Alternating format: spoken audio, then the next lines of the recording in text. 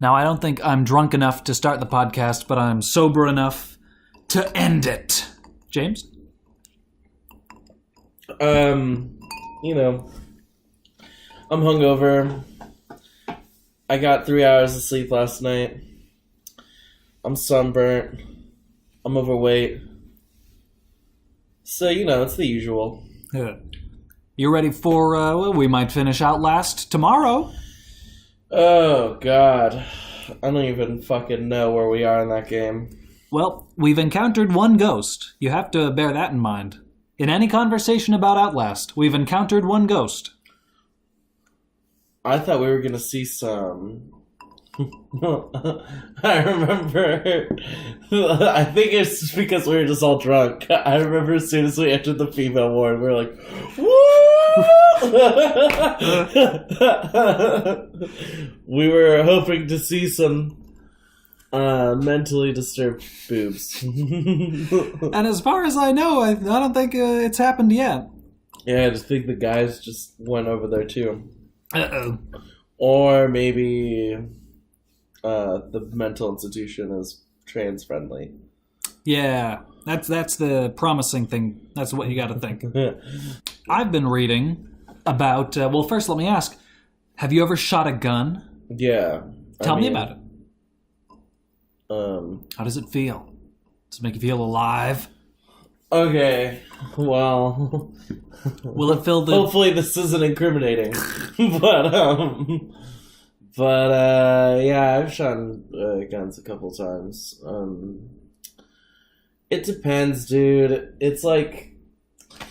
You really gotta work out your arms depending on the caliber of the gun. Like, Oh, destroy me. Don't stop it. You're strong. You're way stronger than you let yourself off to be. But yeah, I fired a handgun, like I think it was just like a 9mm Beretta, and then I fired 22 caliber hunting rifle. Both are fun. I didn't kill anything, so damn. For those of you listening that are in law enforcement, first, not today. Yeah, no, shot cans. I do want to go shooting guns again sometime soon, but it's fucking expensive in California. On a range, you're talking? Yeah, especially the Bay Area. 'Cause one, there's not even a fucking shooting range in San Francisco.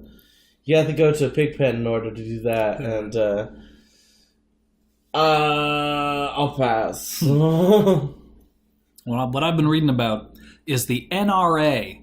Now, everything I've been reading paints them as in dire straits, and of course, this is a hell world, so maybe there is no cause and effect and they'll be just fine. But they have been bleeding money because of this parasitic relationship with an ad agency. Don Draper is killing the NRA, James. Don Draper. TMZ's Don Draper of photos of his bulge fame. Oh my god. This is off topic, but I just remember as a kid, I was watching a Family Guy episode where Peter joins the NRA, and because he was having penis envy of his son.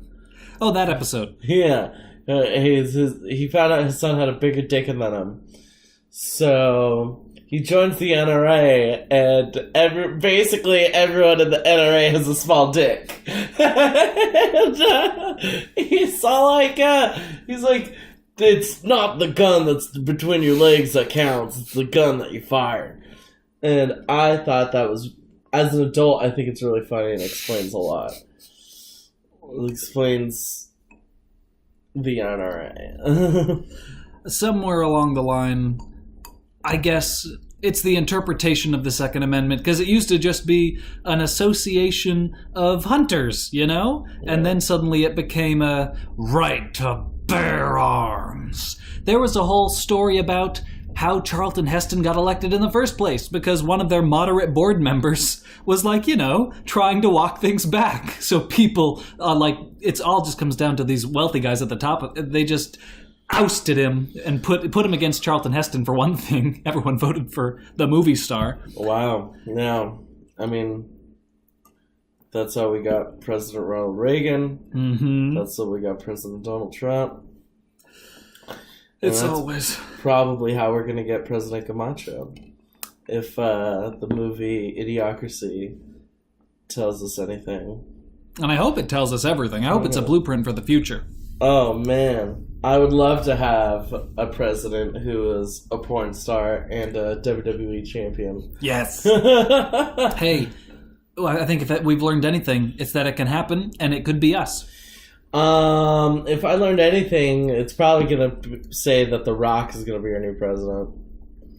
I feel like, was he born in the U.S. for sure? I feel like Yeah. Let's do the research. Okay, I believe you. He was born in Hawaii. Oh, okay. Oh, I think either Hawaii or Florida. His dad was a wrestler, for the WWF. The original. Yeah, when Vince McMahon Sr. owned it. It's funny because,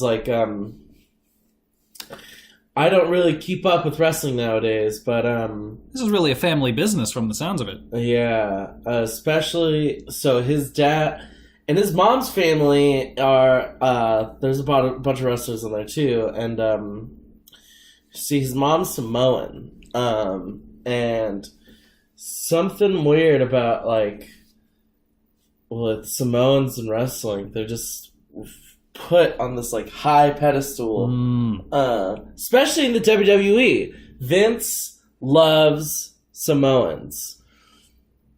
Don't know why, but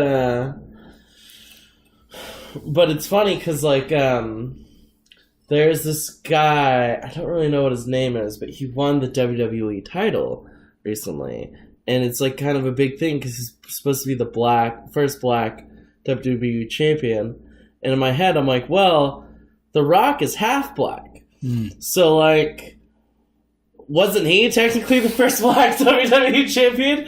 But then, The Rock, he never really claimed to be a black person. I could see that. Which is really funny. He really clinged on to the Samoan side because, it's a big push if you have that heritage. But yeah, I just think it's really funny that The Rock is technically the first black WWE champion, but he won't be the first one to tell you. Mm-hmm. Well, I mean, it's like an identity thing. If he doesn't want to say he's black, then I guess it's sort of like we can't say no, man, no, hey, but you're black though. His dad is a black guy, Rocky Johnson, fucking. But it's whatever. The Rock, he's a gazillionaire, and he's gonna be our next president. Hey, he can be whatever he wants to be. His identity is something he can pay for. All I know is if by the time, so from now to when he gets into office, in that time period, if he gets into the adult film industry, he will be Camacho. I'm gonna see if I can find a new game on GOG.com. See if I can read you the full description. Oh man, my skin is burnt. I thought you were gonna say it was beautiful. Like maybe you've been on a new cleanse. What am I trying to say? A new. What do you call it when you have a routine for your skin? Oh, a new enema? Yeah, a new enema. Okay. It was new on GOG, like new by a few weeks. Heart of the Woods is a fantasy Yuri visual novel about paranormal investigation, ancient mysteries, and a love between two girls that transcends life and death. Hey, I just watched Heavenly Creatures yesterday. I just watched Two Girls One Cup yesterday. Well, then, this is the game for us. Maddie Rains has had enough. After years of serving as manager, editor, and general business handler for her best friend Tara's popular paranormal vlog channel, she's finally ready to move forward with her own life. But when she agrees to take one last trip with Tara to the mysterious village of Eisenfeld, she's suddenly swept up in a dangerous supernatural crisis that will change the course of both their lives forever. A strange young woman named Morgan has promised them undeniable proof of real paranormal phenomena, and what she has to offer eclipses anything they'd ever seen before. Blah, blah, blah. However, out of all the strange occurrences the three of them bear witness to, one in particular captivates Maddie in a way she's never been before. The ghost of a young woman. This woman is Abigail, the victim of a centuries-old injustice, now bound eternally to the forest surrounding Eisenfeld. Drawn to Maddie in a way she can't explain, Abigail reveals herself to another person for the first time in more than 200 years. I want to skip to the end. Wait a minute. Yes? They run into a 19th century ghost who was tortured and brutally killed, and her name is Abigail? Yes. This sounds like a King Diamond album. Hey! Maybe we cracked the code. Maybe. Yeah, maybe so. I was listening to King Diamond on my way here, but continue. These are the bullet points. They give us a rundown of every character, if you're interested. Features. Incredible character and CG art from Rossuri. Fully original backgrounds and soundtrack. Approximately 130,000 words with multiple endings. Ending theme from In Love with a Ghost. Multiple accessibility options. Well, that's good. That's good. Because, we're basically handicapped. Yeah. Extra features including a music room, CG viewer, and guest art gallery. And the last bullet point, at least one really, really gay ghost. Personally, I think we're going to have to play this one. Yeah, I mean, it sounds awesome. Heart of the Woods, and I think we're just going to have to keep an eye out on more upcoming visual novels. I know something that the fans want to see. Yeah. Rumble Rose. Ah, PS2 Rumble Rose? PS3? PS2 Rumble Rose. Wrestling and Titties is what it should be called. Well, that's a good subtitle. Do you know who you know what, it kind of blew my mind when I found out Konami was behind it. Well, they don't make video games anymore, and maybe we know why. Well, I was actually talking to Hana about this.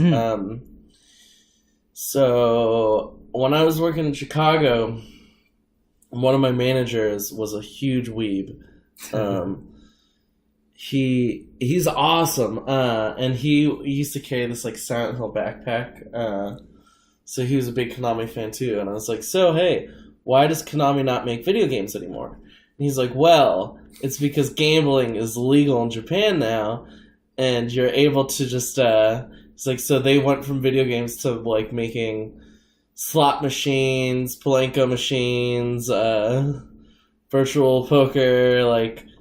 They do that now. I've heard, yeah. I mean, I could see that being a lot more profitable. I feel like I've seen a graph of like Konami profits, and it's like before the full-time switch to gambling and after, and it's like their profits are doing much better. Yeah. So like. Now their handling of what is it, Metal Gear Solid? We're never gonna get another Metal Gear Solid game, I think. Play Metal Gear Solid Palenko. Oh, that's right. Okay, well, I got a new mission in life. We could play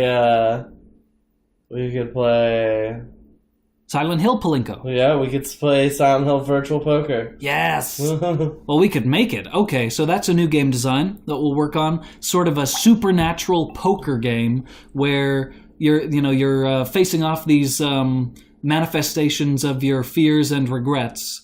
That are trying to... I don't really know the plot to Silent Hill 2. Could you fill me in? Oh, Silent Hill 2. So he just plays James. Crazy James. Oh, Crazy James.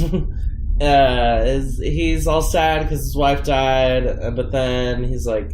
You see him, he's in a bathroom, he's reading this letter, and it's From who? His wife. And she's like, hey, I'm not dead. I'm in Silent Hill. Come to Silent Hill. So poker with your deceased wife with a Pyramid Head. I don't care if it's Silent Hill 3. No. Pyramid Head, Silent Hill 2. Oh, okay. Pyramid Head is actually a manifestation of James's guilt. Okay. So pretty much, yeah, Pyramid Head is how James sees himself. Silent Hill 2 is a fucking tearjerker. Would you be interested in the soundtrack on vinyl? # not sponsored. Oh. I know it's coming out. I found an article about this recently. Is that the only Silent Hill game that's getting a vinyl? Ooh, I don't know that. Let's see. All I know is it's supposed to come out in May. It's like $40. Yep, sounds like it.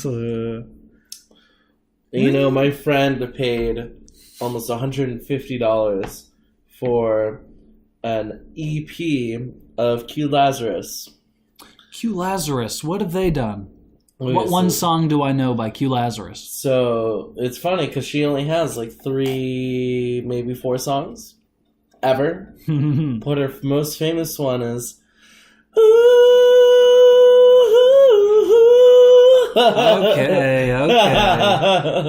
Yeah. It all comes back to Buffalo Bill. Yeah. Well, she's a great big fat lady. You can use my phone.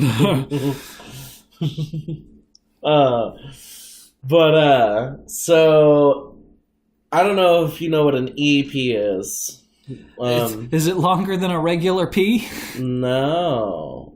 In fact, it's the opposite. It's like wouldn't necessarily call it a demo tape, but it's like it's not a completed album. So an EP really only has like 4 songs on it, maybe 5. Oh. So my friend paid $150 for 4 songs. I could spend money on 5 songs if you want to count the remix to Goodbye Horses. Oh, and I do, James. What do I buy that's fucking superfluous? Like, I would buy... there's a book of, like, some guy's artistic interpretation of Brian Eno's songs from his first 4 albums, his self-titled albums. Why would I want this book in particular? Because I'm pretty sure it's the only place you can get, like, lyrics for these songs. I mean, there are a lot of these songs, you can look up the lyrics on Google, you're going to get different answers. So, I don't know. I think the book is at least somewhat official. Oh, Brian Eno. I have a really good friend that I admittedly hasn't spoken to in a long time. So let's just call him a friend. Yeah, so he's just a friend at this point. He loves him some Brian Eno, and I bet we'd get along. Yeah, I'd want him on the podcast, but he lives in Chicago. Oh, yeah. I don't know how we'd be able to do that. I mean... Via phone call? Yeah, account for the time difference. Just if he just records on his computer, we just do a Skype call and he send us his audio file. I bet we could do it. Oh, that'd be fun. Yeah. He's a great talker. He's also an improviser. Hey. I know, better than I am. Probably better than I am. You improv, bro? No. I've got a book. I've got the UCB book. The UCB book? Yeah. Hopefully it'll teach me, some goddamn thing. Yeah. You just gotta wing it. And that sounds really vague, but, like, the less you think about it, the less thought you put into it, the better off you have the better off you'll be. I don't know. I'm just crazy, so what do I know? Well, we're professionals. I am. I'm Leon the professional. Except I don't date a 12-year-old. Oh, good. There was a Silent Hill 1 vinyl. Looks like it's older, though. It's about, it was like $50 or something. Silent Hill 1, my game. Yeah. That one is not about fucking, say, like, insecurities and facing personal demons. I think I've got it on PS4 if we ever want to do a Let's Play of that. Yes. Yes. We'll do it. That one is just about fucking wandering through the fog. crash landing in a town and trying to get the fuck out of there. And then also trying to find your daughter, who may or may not be a demigod. It's always the way. Yeah.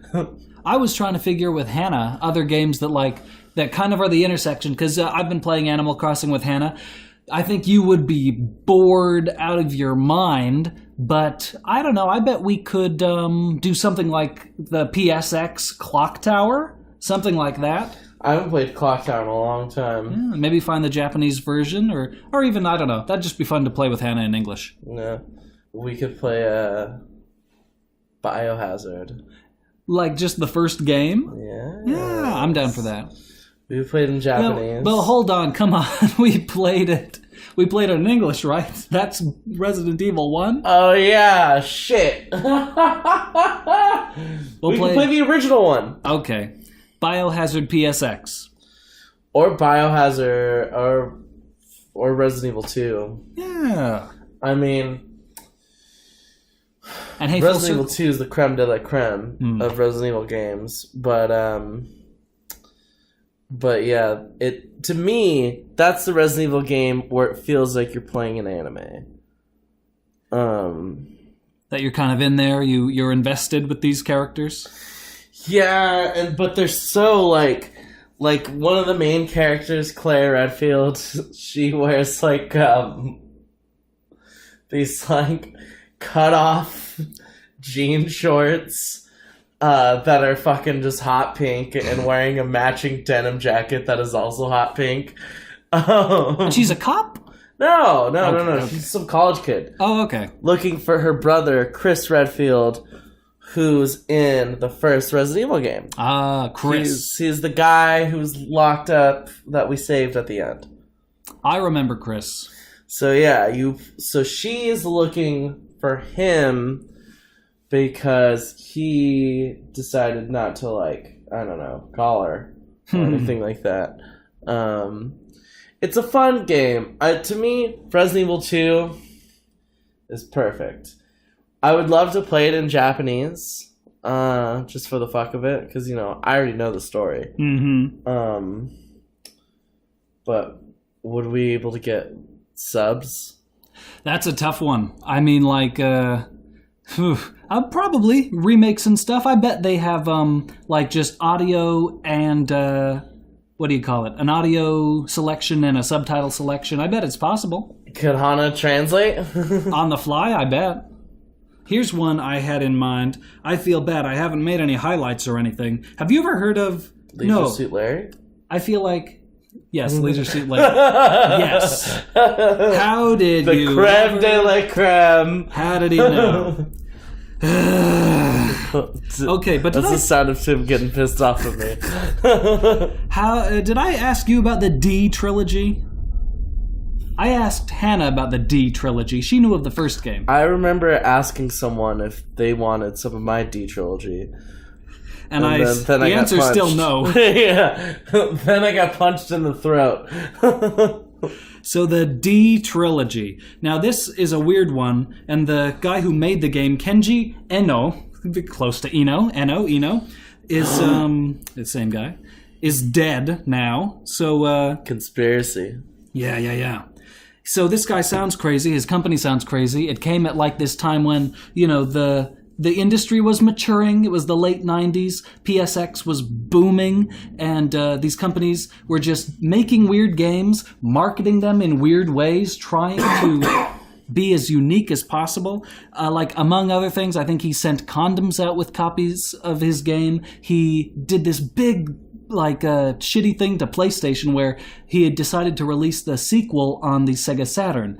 And he announces this at like the PlayStation convention or whatever, or like at the Tokyo Game Show. They put up a picture of the PlayStation logo and it morphs into a Sega Saturn. And he's like, fuck PlayStation. Whoa. Anyway, so this weird series, I think it was like the first game on the PS1, second game on the Dreamcast, or Saturn, and the third game on the Dreamcast, something like that. If I'm wrong, fuck it. But he's, anyway, these just are weird little incoherent mystery stories. Like, you're a blonde girl in the first game. It's an FMV thing. You're just sort of moving from choice to choice. The first game is very deliberately an interactive movie. So we got to set aside like 2.5 hours with Hannah to help us get through this thing once, like in one sitting. No. The other games, I guess they're a little bit...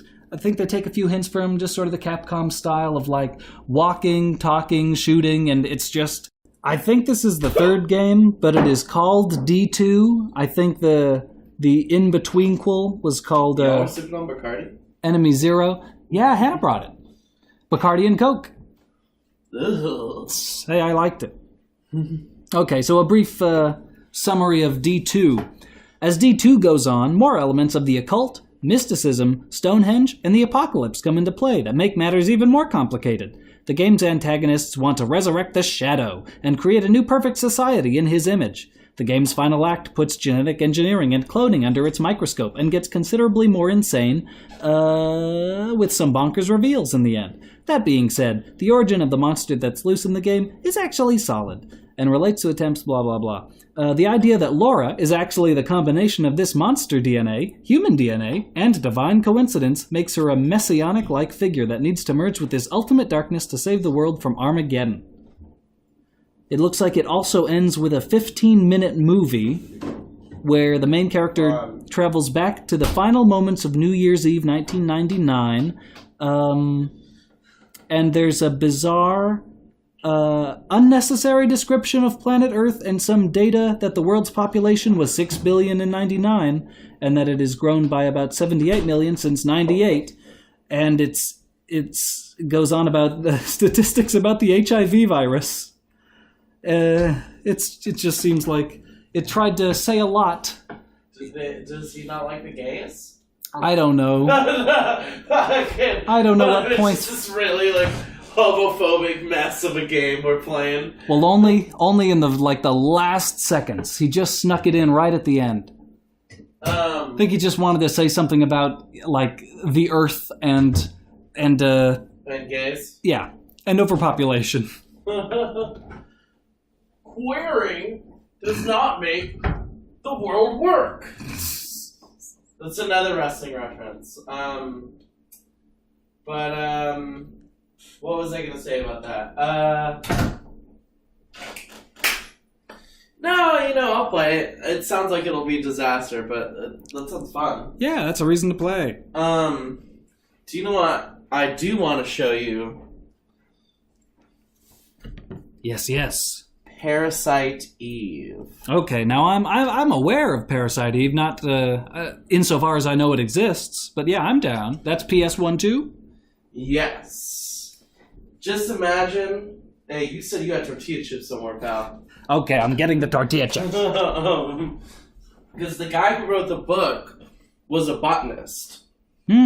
So he was like, I'm gonna write this crazy ass fucking sci-fi book. So, and it's weird because, like, I read the book and done a book. Okay. So, in middle school, I had to write a book. You did book reports for every semester, or every quarter. And one of the quarters was science fiction. So I was like, alright, I'm doing a fucking book report on Resident Evil. And my teacher was like, no. No, you're not. You have to do science fiction, not fantasy. I was like, but Resident Evil. I was like, it's about a laboratory of people that make a virus that brings the dead back to life. You got a solid case. I was like, it's sciencey. If someone was able to do someone was able to do fucking Star Wars. Oh, a novelization of Star Wars? Yeah. I read that. And I was like, how is she able to do Star Wars and I'm not able to do Resident Evil? She was hotter than me, so, you know. Oh, that explains it. Yeah, but as a teacher, that governs all my decisions. So, with that being said, I was like, okay, I'll just fucking do a book report on a book that I've also played a video game adaptation of. So I decided to do Parasite Eve. And let me tell you something, brother. Parasite Eve, the book, overall, I guess, has the same plot. And yet? But it is very different. There's like a huge romance angle in the book. The book and the video game are about fucking playing zombies, killing people. But, like, the video game is mostly about this chick killing said playing zombies, as opposed to the book, as this chick just... She's, like, trying to fix a broken relationship. Okay, you take the personal angle. Yeah. Which, I was like, this feels more like a romance book than it does Parasite Eve. But, I mean, it is, like, the same event still happened. It's just really funny that, like, I just didn't know that going in. And then after I did my book report, I was like, fuck, dude, I really wish I could have done it on Resident Evil. Okay, so you don't want the PS5 to happen, do you? Not yet. They will not be at E3 2019. Hey, but you know what gives me hope? Yeah. The original... Okay, I don't want this to happen yet because I want to play the remake of Resident Evil 3 on the PS4. I do not want to buy a PS5 yet. We'll see if that happens. Okay, pal. Hey, there's a lot of things. Do you know what gives me hope? Yeah. They fucking rushed Resident Evil 3. They like... the original Resident Evil 3 was fucking, like, rushed so quickly because it came out in mid-2000. And they wanted to have one more Resident Evil game for the PlayStation 1. Oh. Because the PlayStation 2 was coming out soon, and they're just like, we gotta do this before the PlayStation 2 comes out. Very different attitudes. Yeah. I mean, these days it's more like, God, The Last Guardian, that would have been, I think, originally suspected to be on the PS2. I mean, at least it was supposed to be a PS3 game for a long while. And then, obviously, when the PS4 came out, people just said, oh, okay, so it must be a PS4 game.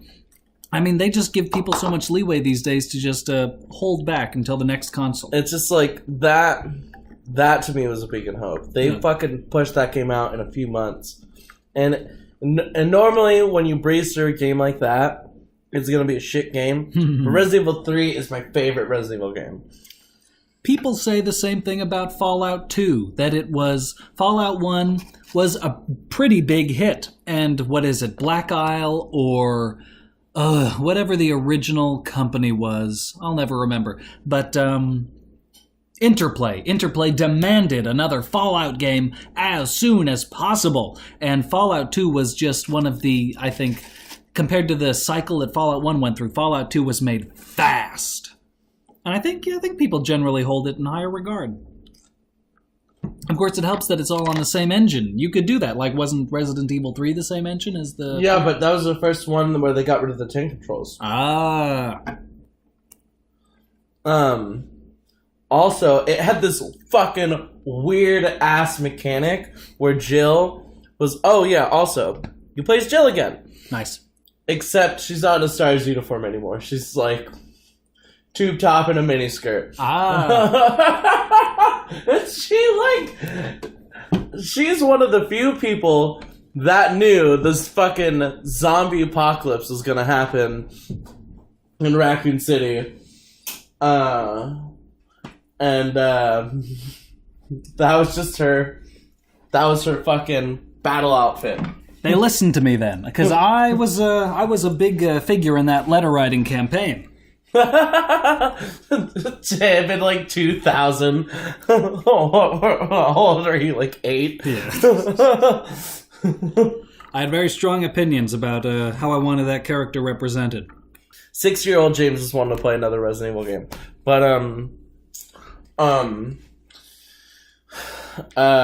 so yeah, they got rid of the tank controllers, but they had this fucking weird ass mechanic where Jill was able to evade attacks, like either dash to the left or dash to the right, or just simply fucking push zombies. She'd able to just it looks like she was in a mosh pit. But it was so fucking hectic. Like, you had to aim your gun and press the fire button at a specific time, right before you get bitten. And it was they didn't put too much thought into it. Well, that's how I think game devs should work. So it just didn't. So it things like that, you could tell that they kind of pushed it. There's also a thing that you can tell where they pushed it from the cemetery level. It just feels like that they literally threw that in because they thought the game was too short. You don't really do anything there. And the game starts off as this fucking crazy apocalypse. Raccoon City's getting thrown to hell. You're fucking Jill. You're in the tube top and the mini skirt. And you're just trying to get the fuck out of Dodge. She stays there because she's an idiot. And it's I'm going to save the people of Raccoon City because it's my job. Everybody dies. Her and this sexy umbrella soldier are the only two left. And then, so she has to basically just fly, just get the fuck out of there. And in the beginning, it's this crazy action game, where you're just killing zombies until you find Nemesis and you run away from them. And then you get into the clock tower, and that's when it turns back into a horror video game. That's when, just the fucking all around creepiness goes back. Then you go into the cemetery, and then you're just what is this? What is this game? Something more to do. Yeah. Then you go, I don't know how you go from there to, the Umbrella Lab. God, dude, as an adult, I'm just realizing a lot of these Resident Evil games end in laboratories from Umbrella. Well, where else are you supposed to go? You've got to... these are the bad guys. And a lot of them also end, the first 3 end with the said lab blowing up, and you have to get out of there before the timer runs out. It makes me think, though, the cemetery... I've once heard a really weird criticism about Psychonauts. Different. I think we're into very different games. I like kids' games with no pressure whatsoever. But I like horror video games that are all pressure. Yeah. But so Psychonauts, if you've ever played it, every level is just the interior of someone's brain. It's usually a little bit allegorical because about whatever personality disorder they have. And it's just a platformer, usually with some... in a broad sense, you're just trying to get from point A to point B, and there are little puzzles in the way. Now, I once saw someone describe the last 3 levels as them being surprised that they were forcing you to go into more people's heads. It's the mental asylum. You get out of the camp into a mental asylum, and you have 3 patients. You go into their heads, solve their disorders, and kind of advance towards the end of the game. They treated that as more gameplay, like a hassle. They said, oh, when I got to the mental asylum, I was like, what? More gameplay? More levels? It just felt like filler. And it's no, these are the best levels in the game, guy. They're not filler. I mean, at what point are you just adding bullshit? Because they weren't bullshit. They were fully designed levels. You can't just say that a fully designed, completely integrated thing is not good for a game. I can understand that because the graveyard level in Resident Evil was fully designed. It just they didn't fucking have shit for you to do in it. Okay. They didn't they had a boss fight at the end, but it was basically you had to go to part A of the graveyard to do a puzzle. Then you go to part B, which is on the other side, kill some zombies, do a puzzle there, and read a book. Then you gotta go back to part A to do a fucking second part of that puzzle, just so you could get a key to go back to part B to unlock a door that takes you to part C of the graveyard. And I'm like, that's so fucking tedious. You're just adding filler because you think the game is too short. I guess I could see the... people, I think, have always had a warped idea of how long a game should be.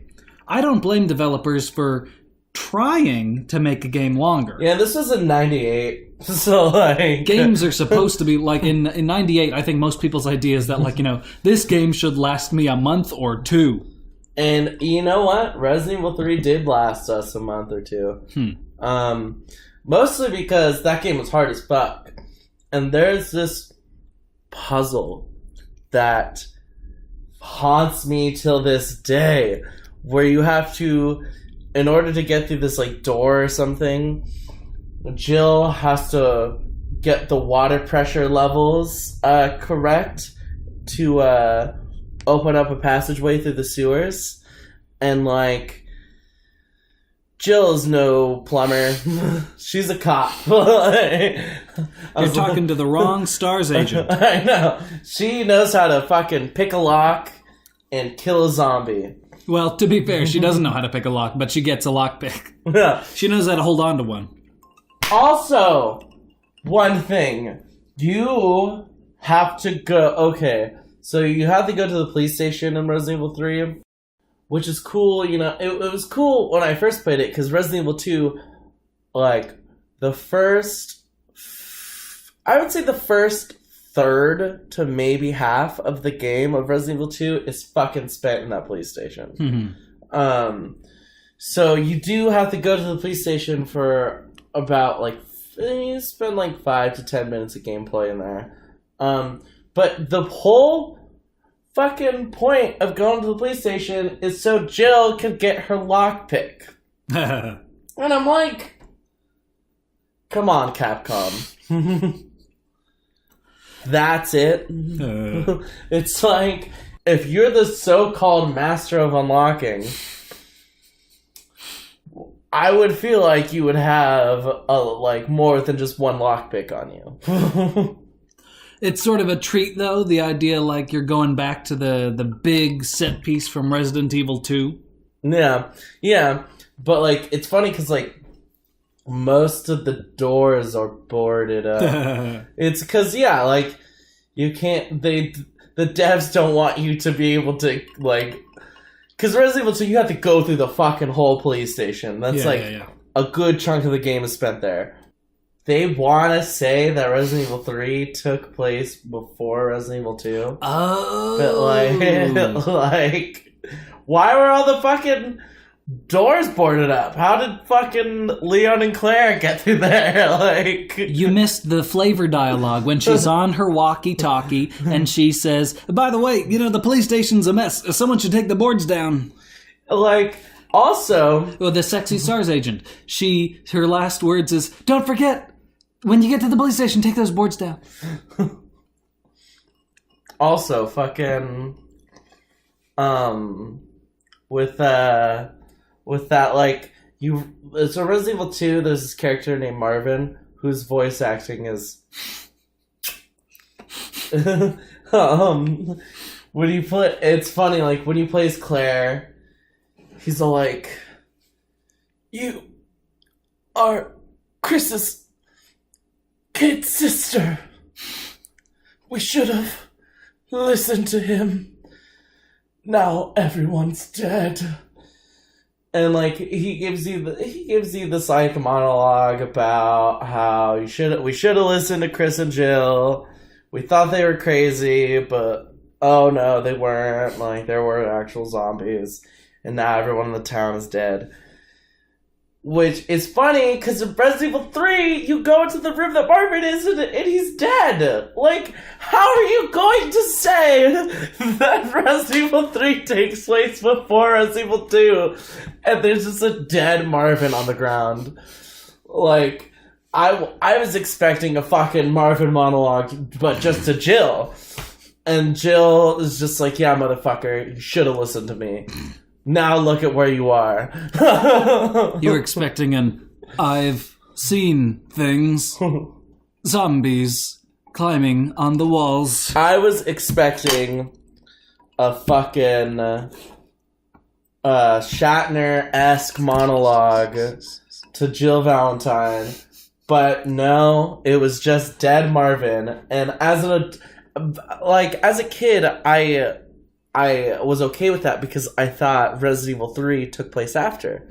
But then they're trying to fucking tell me that, no, that's not the case. And I'm like, what? Well, timelines are a malleable thing. Capcom doesn't give a fuck about timelines. Video game timelines, doubly so.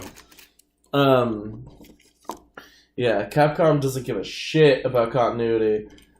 And you know what? Maybe they shouldn't. Maybe we're at fault here. It's okay. Too busy trying to seduce the train driver. Oh yeah. I mean, we've all been there. How else am I supposed to get my free fast passes? Because they've got, they tell them, we'll give you five fast passes that you can only give out to the most attractive passengers. Yeah, I mean, I'm not the most attractive, but I'm probably the easiest. Most persuasive. Yeah. Well, we're running low on booze. We're, what have we covered today, James? Guns, games, wrestling titties. Yes. There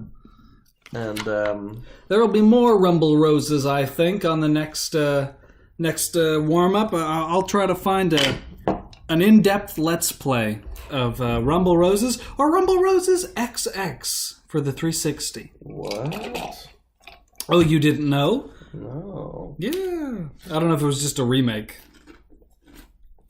So does Rumble Roses... Do you know what's funny about Rumble Rose? Is that it has a storyline. Well, I've just never played it. It also has a sequel. I wonder if that too has a storyline. Well, according to Wikipedia, under the header plot, unlike the previous game in the series, Rumble Roses XX does not have a story mode. Oh, really? I guess this is a pure physics simulator, if you know what I mean. Like a physical simulator. Just jiggle physics. You know what I mean. Yeah, I mean, there's just jiggle physics in the first one. Let's play through the storyline of the first Rumble Rose. Yes! Okay, we got a plan.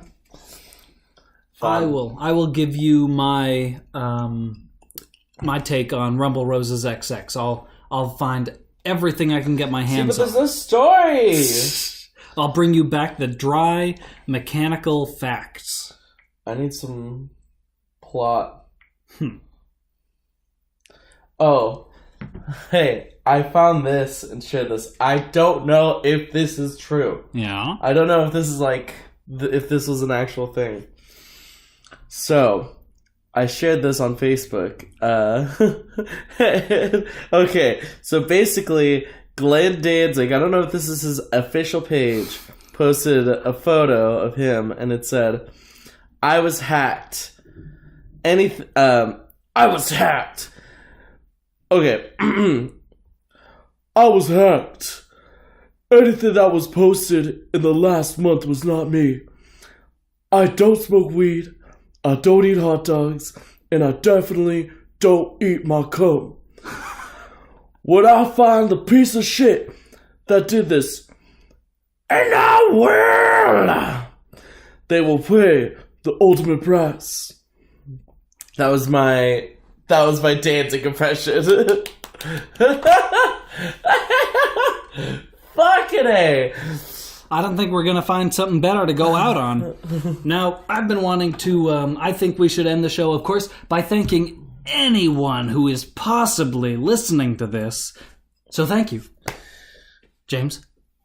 Fuck everybody listening to this show. I don't want you. I don't need you. You think that this is my career? No, pal. I have my stable career at Andronico's Community Market, located on Funston and Irving, San Francisco, California. And I was thinking after we thank them, we can tell them to clear out! Clear out! We don't need you. You don't mean anything to us. You didn't pay. You didn't pay. We don't mean anything to you. And on that note, clear out. Oh, you and your big black references. No one here is going to know this. No one here is going to know that.